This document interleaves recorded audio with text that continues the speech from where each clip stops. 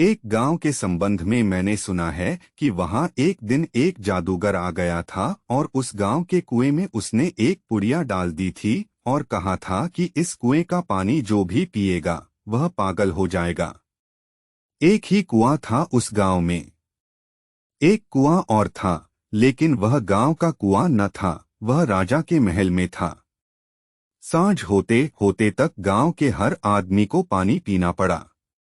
चाहे पागलपन की कीमत पर भी पीना पड़े, लेकिन मजबूरी थी। प्यास तो बुझानी पड़ेगी, चाहे पागल ही क्यों न हो जाना पड़े।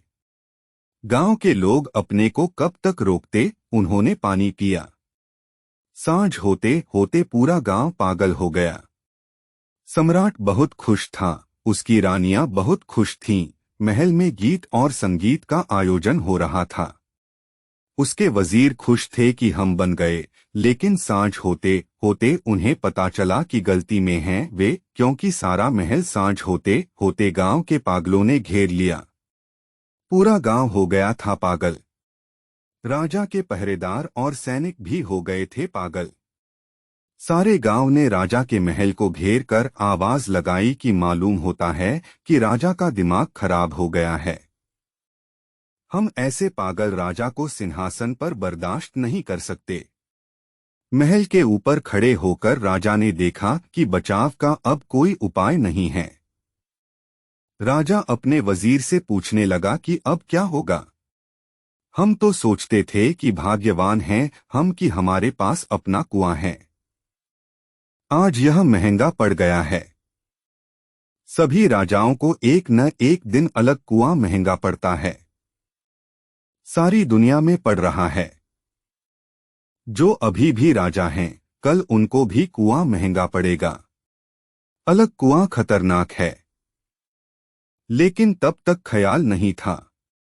वजीर से राजा कहने लगा, क्या होगा अब? वजीर ने कहा, अब कुछ पूछने की जरूरत नहीं है। आप भागे पीछे के द्वार से और गांव के उस कुएं का पानी पीकर जल्दी लौट आएं। अन्यथा यह महल खतरे में है। सम्राट ने कहा, उसे कुएं का पानी? क्या तुम मुझे पागल बनाना चाहते हो? वजीर ने कहा, अब पागल बने बिना बचने का कोई उपाय नहीं है। राजा भागा, उसकी रानियां भागी। उन्होंने जाकर उस कुएं का पानी पी लिया। उस रात उस गांव में एक बड़ा जलसा मनाया गया। सारे गांव के लोगों ने खुशी मनाई, बाजे बजाए, गीत गाए और भगवान को धन्यवाद दिया कि हमारे राजा का दिमाग ठीक हो गया है। क्योंकि राजा भी भीड़ में नाच रहा था और गालियां बक रहा था। अब राजा का दिमाग ठीक हो गया। चूंकि हमारी नींद सार्वजनिक है, सार्वभौमिक है, क्योंकि हम जन्म से ही सोए हुए हैं, इसलिए हमें पता नहीं चलता है। इस नींद में हम क्या समझ पाते हैं जीवन को? इतना ही कि यह शरीर जीवन है। इस शरीर के भीतर जरा भी प्रवेश नहीं हो पाता। यह समझ वैसी ही है जैसे किसी राजमहल के बाहर दीवार के आसपास कोई घूमता हो और समझता हो कि यह राजमहल है।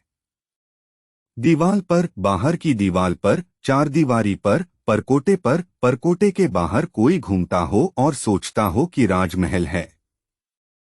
ओशो।